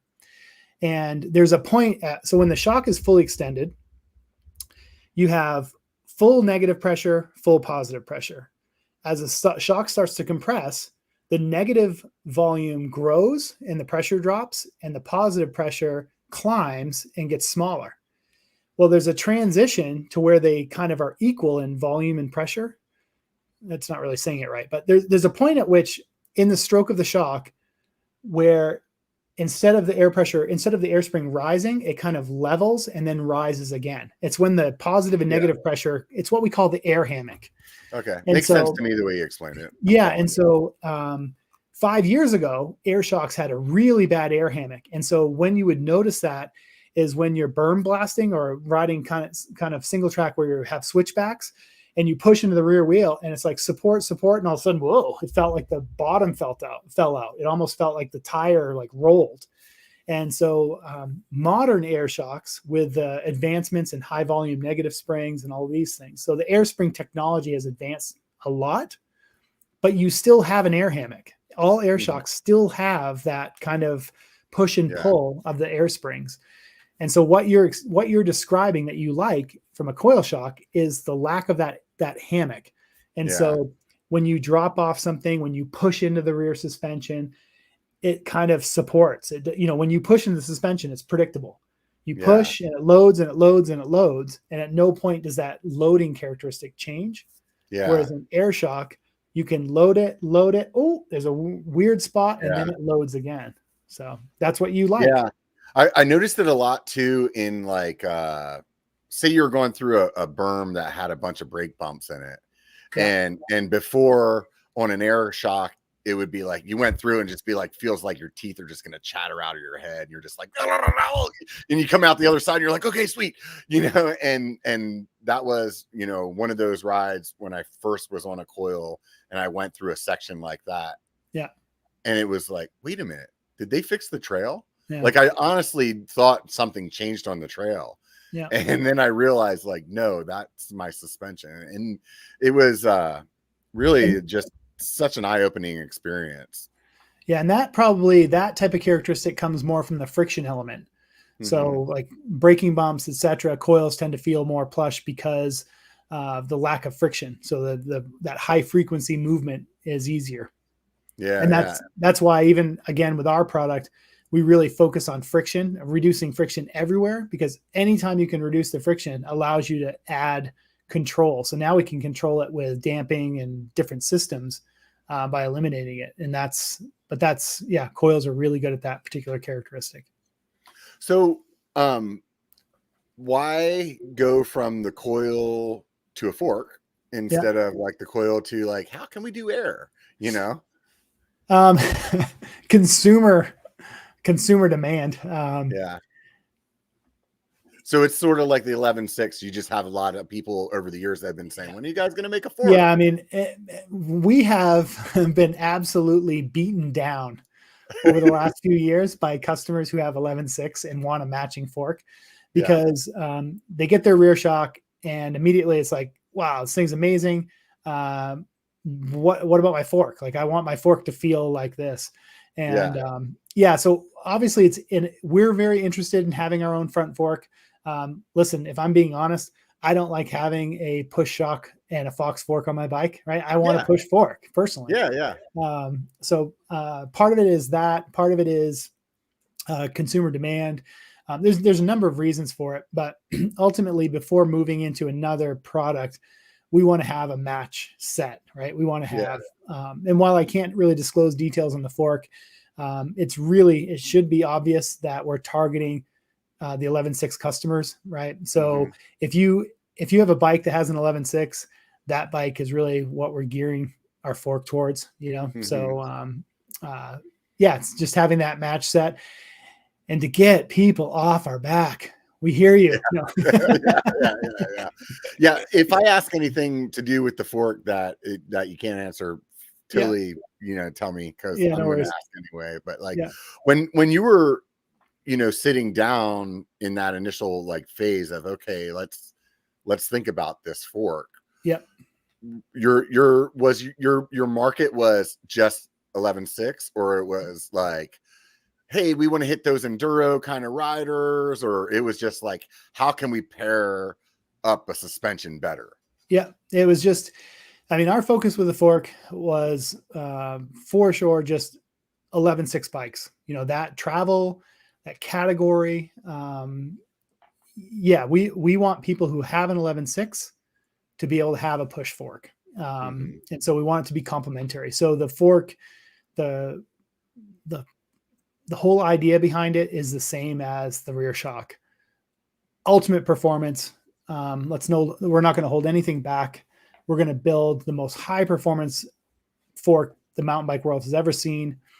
The weight, size, scale, everything is going to be so for an 11.6 customer, right? Yeah. It's that customer. And so, we're not saying anything. I think for a lot of people, I've seen a lot of comments on the internet, obviously, since showing it at Sea Otter. It's pretty obvious, what travel range it's going to be, what the weight is going to be, we're going after it, we showed it on a We Are One arrival, we showed it on a Trek Fuel EXE. It's after that category. We will have, both a mountain bike and an E version. But yeah, it's something special. What goes into the E version that is so much different? I always hear that with a lot of different components. And as a normal, guy, like, I'm like, what's the difference, Yeah, it's really focused on strength, durability, load, mass. The point is that the way, even with our, like our E mountain bike shock uses a steel shaft versus an aluminum shaft. Part of that is for the coating that we can put on the shaft. Part of it's for strength, durability, wear, all of those things. We use a different valving piston, all that in our e-bike shock because, when you're looking at a 34-pound mountain bike versus a 54-pound e-bike, even if it's the same thing, right? You take a Santa Cruz Nomad and a Santa Cruz Bullet, same chassis, same layout, but the Bullet, the way it loads the suspension is different. That mass under braking, it's just a different dynamic. So the performance has to be different. So the damping settings have to be different to deal with those loads. The durability has to be different. To me that makes such a difference because your rider weight could be like 100 pounds difference or 150 pounds difference, Yeah, for sure. Yeah. And it just has to do with, you are absolutely right, but it also is where the weight ends up, and so there's just it's just different. The loading on e-bikes, the terrain, the mileage you put on them, that's another big thing. We've been riding a lot of e-bikes over the years, just kind of getting a feel for what all the different models, how they behave, how they work. And, it's not uncommon to go out and do a 25 or 30 mile ride on a e-mountain bike, which is normally a 6 to 10 mile ride on a mountain bike, right? So you're getting 2 to 3 times the mileage in a single day. And so if you're riding 3 days a week on a mountain bike versus 3 days a week on a e-bike, 3 days on the e-bike might equate to 6 to 9 days on a regular mountain bike. So that wear and that load, the service life, all those things go way up. So we have to adapt to that for sure. Braking systems, on the e-bikes too, a lot bigger brakes are, right out of the gate. Like, I don't even think they put 180 rotors on an e-bike, right? It's like minimum 200. And 220 or 223 or whatever the real big ones are. So a lot of loading, a lot of brake loading on e-bikes too. So it's just different. You're definitely starting to see that more and more. I'm a bigger guy, so I've ridden always much bigger rotors, and I've ridden at this point 203s for I don't even know how long. And I was talking to Sebastian from Normal Mountain Biker. I don't know if you know him. He's an Instagram guy, and anyways, he's a real big dude. He's like bigger than I am. He's like, yeah man, 223 and that's it, and he's like, and he was telling me, he's like, look dude, you're a big guy too. He's like, honestly, try 223 and you'll be like, you'll be like, why the hell have I not been doing this all along? It's so weird with braking too, because I don't know. I always tell people you don't know you have shitty brakes until you get better ones. Well, listen, that's a saying that goes across all platforms. The most common one in suspension is it's only as good as you know. It's only as good as you know. And until you get upgraded suspension, upgraded brakes or whatever, it's only as good as you know. Do you think that you're going to start seeing more and more OEM coil systems kind of like coming out? Because it seems to me that coil option is really starting to become more and more standard. I'll say it's really challenging because when a bike is on a shop floor, someone who comes in 180 pounds, 200 pounds, 140 pounds, it doesn't matter. You can add and remove air pressure to get the suspension so they can pick it up that day. Mm-hmm. If you take that same scenario and the bike has a 500-pound spring on it and you don't have extra springs, they might not be able to take it that day. Or if you do have the springs, it's like you might have to, I mean, does the shop have the capacity to change out the spring for the customer while they wait? Is there staff available? There's a number of factors that, one of the most common reasons why air suspension is so popular in mountain bikes is because of its ease. It's ease in a bike shop. And so,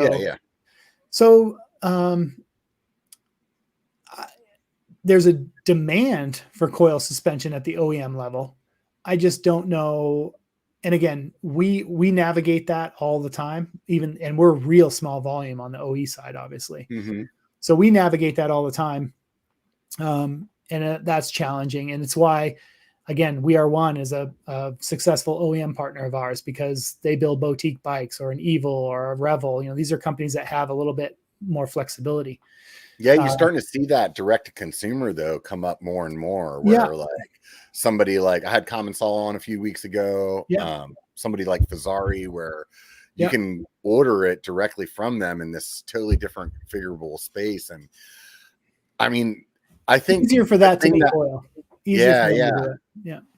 And I think that when I go out to the trail system on the weekend, I am seeing way more coils than I did even like 3 years ago. Yeah. You know what I mean? Or 2 years ago for that matter. What you meant to say is you're seeing a ton of 11.6s out there. Yeah. Nothing but 11 smiling faces. Yeah. I will say that when I wrote the show notes, I had mentioned like for a long time, if anybody ever said coil to me, like the picture that came in my mind is an 11.6. Yeah, cool. Like that. And I think it's that for a lot of people because you guys were the standard. Like, I mean, I'm not trying to just like, blow smoke up your ass or something. I mean, like that's the God honest truth is like everybody knows that coil. First of all, it's like, that just machined metal, so it's like it's distinctive, when you would see that on somebody's bike, you weren't sure. It wasn't a question of like, oh, is that a Fox or is that a rock shot? It was like, no, that's a push, like it without a doubt. Whereas like when you were tuning Fox's stuff, it was like a sticker on there or something, you know what I mean? You would be like, oh yeah, okay, oh that's pushed right on. You know what I mean? So but I think it's that same way for people still, like, and I think if it wasn't for Fox having one now with that pretty orange coil that you mentioned earlier, I think that still would be the one that people think about. But how do you think that you get a person to get over the price difference though? I don't know if it's really a get over or accepted or I really think that I think that what happens, I think that a lot of people, the price for sure, like it's striking when you first see it if you're shopping for coil shocks. But then I think, again, I shouldn't say I think, I know this because we deal with this every day. Once people start looking into, it really comes down to, well, why is this thing so expensive? Right. And so I think that when people start looking into the development that goes into it, the fact that we build one for every bike, the different per bike, the fact that we manufacture it, the custom assembly, the support network, it just adds, it's like on and on and on. Again, it's for the person who, if you're looking for upgraded suspension performance today, not one that you have to learn about, not one that you have to create brackets and tuning. If you're someone who's like, hey, I'm looking for that easy button. I'm looking for I appreciate the support network. I appreciate that I don't have to figure out spring rate or even think about those things. And the other thing too, is trying to keep up with all the technology and the mounting systems and what dial does what. That's a big part of it. So when you start looking at all the factors, it's like, okay, there's a lot that goes into that. I think the other thing too is, kind of our key technology with the 11.6 I mentioned earlier is our dual valve system, where you have two shocks in one. Because with modern trail bikes, if you want to optimize the suspension setup for climbing or trail performance, it sacrifices downhill performance and vice versa. So being able to have two independent circuits where you can optimize, like if you're a person who likes to sit and spin versus stand and hammer, or say you're someone who likes to do a lot of technical climbing, like that's your jam, to have a shock that's set up for technical climbing, for example, isn't going to work well when you start descending. And so basically you have a switch on there and you're able to choose. So as the customer, you could say, when I flip this switch, I want it to be good for technical climbing. And when I flip it the other way, I want it to be good for like regular matching rock gardens. Yeah. But, or the other end, they could say, I want this switch to like almost lock this damn thing out. Right. And on the other hand, I want it to be like 30-foot drops. Yep. So you can like totally however you want it.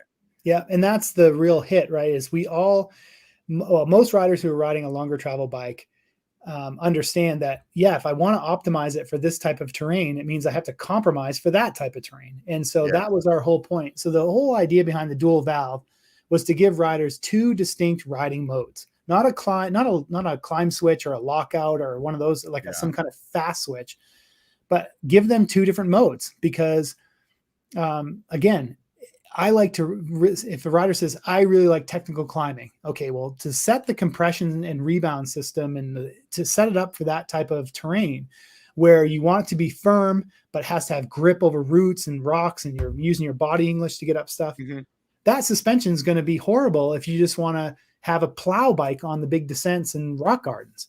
And so that was the first thing is, okay, we're going to give them two ride modes that give them two completely different shock characteristics. Now, the second part is let's let them define what it is. So let's give them easy to use external controls and a guide on how to set it up or a support system to do that. So my thought was two distinct ride modes and they're rider defined, not product managers, not push. The rider gets to choose what those modes are and use it in any way that they want. And so that's a really big aspect of it. So when you look at, again, when you start looking at all the features, all the benefits, the support network, it's a lot of things. And so it's not like they have to send it in to somebody to get those modes changed. They can just go on your app that you were talking about or your website or call if they wanted to, and they can physically make those changes themselves. Without even understanding and without having to understand the technology, because that's the other thing too, is as a rider, I don't want to, okay, so for this, it's doing this. Oh, my bike's bucking. Do I turn the low speed or the high speed? Do I add preload? Do I slow my rebound? It's like, I don't want to know. I want somebody, I want an expert to tell me, to shortcut me. How do I get that shortcut? So no, I can relate with that 100% because I mean, I've been riding since mountain bikes since the 90s, but it's just one of those things where I just don't want to spend the mental aptitude on learning it. It's just like, make it work for me and I'm stoked. You know what I mean? There's some things where I'll have friends that are like, man, no, I can tell you about that. And I'm like, look, dude, it doesn't matter how well you can explain this. I don't give a fuck.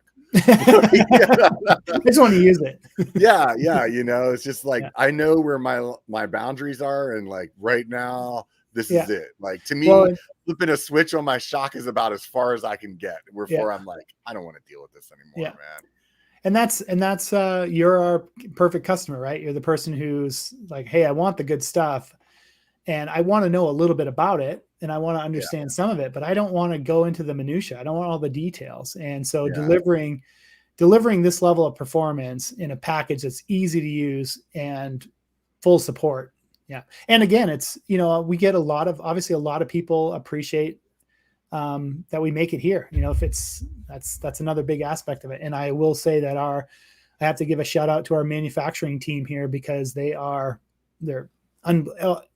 we have an amazing team of people across the company.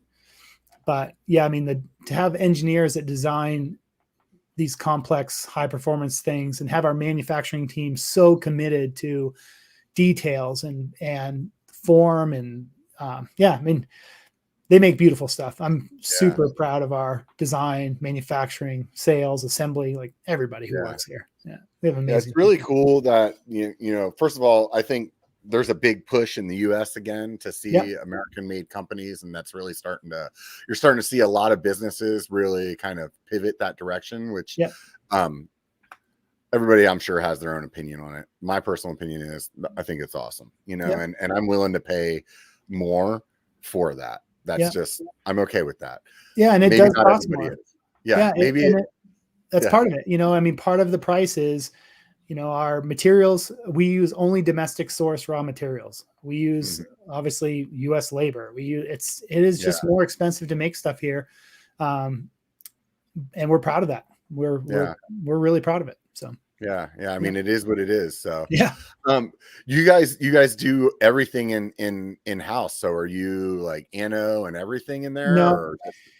No, we don't do everything. There are some specialty operations that we can't do. So our 5-axis components, like our head unit on our shock, actually, like this is a head unit for one of our shocks. That's a really complex 5-axis part, and so those are made about 30 minutes down the road. So we still do have to use. So for people that aren't familiar with machining, unfortunately, I have a little experience with this. Yeah. It's basically because you have a bunch of different directions that you're coming in with. Just think of a drill bit going into a piece of wood, and like normally you go like straight down from the bottom or straight from the side, and the multiple axes is coming in all kinds of different angles. So the more axes you have, the more money you have to spend to get that machine. And so our specialty really in house is 5-axis mill turn. And so that's what we really focus on. We basically use 3 different methods. So we have Swiss machining, 5-axis or 3, 4 and 5-axis mill turn, and then 5-axis milling. The 5-axis milling we don't do in-house. The Swiss we don't do in-house. We did have Swiss machining for a short period and realized that there's people outside of this building that do it better. So we've really focused on what we're excellent at. And so Swiss machining and the 5-axis are done locally. So we have right on. Swiss is done 30 minutes north of us. 5-axis is done 30, 40 minutes south of us. Well, that's fortunate that you're able to find somebody that's geographically close to you as well. So you're not having a bunch of time like putting this in a box and shipping it across the country or whatever, you know. Yeah, we can't do anno in-house, but we always try, even with our boxes, like our box company that supplies boxes is just North Denver. We try to use as many local resources as possible. So even with, you know, so being able to say that it's made in even Colorado is something we strive for. We can't always do that, like especially with anodize here in Colorado. There aren't anybody who manufactures parts will tell you we don't really have any good resource for anodize. So we have to send those parts out of state, which is a bit of a hassle. But again, when we're looking at the best coating companies, we just don't have that here in Colorado. But we try to stay as local sourced as possible on every part that we buy. Like I said, our springs are made in Indiana. Boxes are done in Denver. You know, it's whenever we can keep it as close to home as possible. So you guys are still, you use that kind of raw metal look for the 11.6. Do you have any that are like? No, the 11.6 is the 11.6 is all black anno at this point. Oh, okay. Yeah. Cool.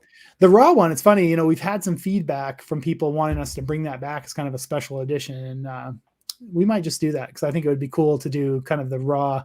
Yeah. The raw. I think the raw is coming back in general. I mean, like companies like TRP doing it with the brakes and like we were just talking about Commensol, like they have that frame just looks sick. And I don't know. I think there's something to it.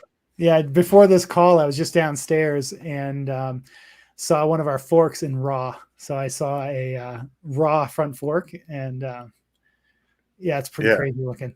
You're like, that looks cool. Yeah. So, yeah, it's something about it. So no, that's really awesome that you guys, you know, have that you're trying to keep everything that way, you know, like still sourced locally and as much as you can. And I think it's good. I think it's good for our economy and it's good for, you know, I don't know. I mean, at least me as a consumer, I see value in it. So maybe not everybody, but yeah. yeah. A lot of our, we're fortunate, a lot of our customers do see that value. They know that part of that premium price is that we have a huge crew of people that take pride in making their product for them. Yeah, definitely. So what's the best way for somebody to get a push fork? That's a to be determined. Oh, I'm sorry. I said fork. I meant to say shock. Oh, sorry. okay. Yeah. Sorry. Well. So, yeah. I'm like, wait a minute. What did I say wrong? Yeah. So like website call or like go to a dealer of some sort. Yeah. Pushindustries.com. We have online chat Monday through Friday, email, phone number. We publish everything on our website. So our email, our phone number is there. Our online chat's there, all of our social channels, at Push Industries, you can find everywhere. We also have, you can get it at your local bike store. So we have a lot of independent bike shops that we work with. And if you have a particular bike shop that you love that doesn't currently offer our products, they can still get them. So we really like bicycle retailers as well. And so, if you have a local bike shop that you want to use, if you work at a local bike shop, we have programs for bike shop employees, etc. So pushindustries.com is always the easiest central location. Do you sell anything other than the shock that people should know about? Yeah, we also have our ACS3 coil conversion kits. So if you have a Fox 36 or RockShox Lyric Pike, we offer coil conversion kits for those forks. We have our hypercharger upgrade for Charger 2.0 and 2.1 forks. We have a whole suspension tool line. We have suspension fork seals. So for your Fox or RockShox fork, we sell do-it-yourself kits. So if you don't have anything to do a lower leg service on your fork, and you have a Fox fork and you want to have a kit that has the fork seals and the syringe, the fluids, the lubes, we sell turnkey kits for people who, we love the DIY crowd, right? So if you're that, and I'm sure a lot of people who are your listeners, watchers are DIY. Yeah. So if you're just looking for turnkey. So do you guys have like how-to kind of stuff on a YouTube channel or something like that? We're getting there. So we just really started doing the YouTube thing recently and are really going to start growing that channel. But yeah, we do have some, our video on how to install our ACS3 kit also covers how to install fork seal, because we do a lower leg as part of that kit. So we have some of that and we are growing that. So our YouTube channel is something that we're putting a lot of effort into right now. Because it's, as it's a great platform for information. Yeah. I mean, it's one of those platforms that really has like changed things. It's real. I was listening to a Rogan podcast while I was riding earlier today, and there was a musician that he was talking to, and it's just like, even in the music world, like completely changed the way that an artist can bring music out, and like they have a much better way to bargain their worth now. Than they did in the past, where it was like, get a deal or you're screwed. It's like kind of like, hey, this is I already have a following and I already have like an income base from that. So and it's in the instant information, again, as a company that's obsessed with customers and getting that information and making things simple, that it's a great platform for us to be able to start creating that content. I did a simple thing. We on our YouTube channel, we did a quick video on how, if you have a Fox or RockShox fork, like how to improve its performance in about 30 seconds. And it's just a quick little clip. And I couldn't believe the response from that. People are just so stoked to have a quick little tip, and it's like, okay. So we're going to do a lot more of that stuff. I wanted to ask you earlier. Yeah. I mean, before you started Push, you were a mountain biker. How'd you get into riding? So I was, grew up in a small town, as I mentioned, loved riding bikes. It was my main form of, transportation. I got introduced to BMX racing when I was 12 years old and absolutely fell in love with it. And so BMX was my whole life from 12 to whatever, 17 years old, BMX was everything, or maybe 16 when I transferred to mountain bikes. But I thought I was going to be a professional BMX racer. At 12 years old, I'm like, yep, this is what I'm going to do the rest of my life. Right. And I said that jokingly until I found out people actually do get paid to race BMX. And then I said, okay, I'm really going to do this. Right. Now I'm in. then mountain bikes came on the scene, and I got my first mountain bike. And then that transferred into, I'm going to be a professional mountain bike racer. So at 16 or 17 years old, I really believed I was going to be a professional mountain bike racer. And that was kind of my thing. Quickly realized that wasn't going to work out the way I thought. And ended up working in a bike shop. And so the short version of the story is a friend of a friend was a product manager at Cannondale Bicycles. And he was leaving Cannondale with their support to start a bike shop in Connecticut. And I was enrolled at UBI, the United Bicycle Institute in Oregon, to be a bike mechanic. And that's was going to be my real job. So I took a job working at this bike shop, helped them open the doors, and worked in bicycle retail. That was my first job, and was racing bikes and working in the bike shop. And that was all great. And that prospered into the opportunity at Marzocchi, which sent me out to California. But yeah, I mean, BMX, loved racing it. Thought I was going to be a professional, turned into mountain bikes, started racing it, thought I was going to be a professional, and then just got into the bike industry and have loved it ever since. Do you think working at that bike shop has like formed you as the person that's running Push? Like things that you learned back then? Yeah. I mean, I think every aspect, working in bicycle retail gave me a great background on bicycle retail, customers, that was an absolutely great experience. Working at Marzocchi, getting to travel to Europe and go to being on the World Cup circuit, in those early days. I think I could take snippets. So prior to starting Push, I can look at a number of different aspects of my career. As we talked about earlier, my days at IBOC and working in their pilot damper division, and working with shock dynamometers and testing and really getting into the details. So I could take pieces of all of that. Ultimately, I think that I was set to be in the position I'm in today, which is an entrepreneur. And, it all led up to that. And and like I said, we're about to celebrate 20 years, which is crazy. Yeah, that's exciting. Although I have very gray hair to show it. So my hair used to be black. I wanted to say this before we wrap this show up. One of the guys in the chat, when we were talking about fork names, he put up that you could call the fork 4.K for fork. Yeah. That's not bad, actually. That's actually pretty good, man. Maybe, it could be what's on the box, right? Now that you've said that, though, he'll probably, if we don't give him some kind of royalty, he'll probably come after us. Right. No, it'll be all right. I'll take the royalty. I'll give it to him. Don't worry. Man. Honestly, it's been 2 hours. Super fun conversation. I had a great time chatting with you. It's definitely been a good time. And I really appreciate the opportunity. Thanks for reaching back out after Sea Otter, because a lot of that stuff, goes by the wayside. So I appreciate you reaching out.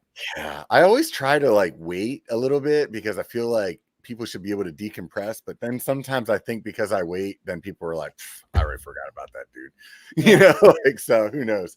Anyways, anybody that's listening, definitely swing by pushindustries.com, check out their website, or like he said, they got the YouTube, the Instagram, the Facebook, Twitter, all those things. So you can go check them out over there. Definitely take a look at the products if you're not familiar with them, because I know some people, I even saw somebody in the chat that was like, I never even heard of this company. So cool. Check them out. It'll definitely be fun for you to go check it out. And I cannot stress enough, ride a coil. It definitely it's ride a push coil. Yeah, ride a push coil. It's a life-changing experience, at least in the mountain biking life change. So any of you guys that are listening on YouTube and haven't hit subscribe yet, please do that, or the thumbs up. That would be much appreciated. Thank you to everybody, honestly, out there on Patreon. Means a ton to me that you guys are supporting the channel. And if you want to just leave here with something for free, just remember, it only takes a bike to be a biker. Get out and be one. Awesome.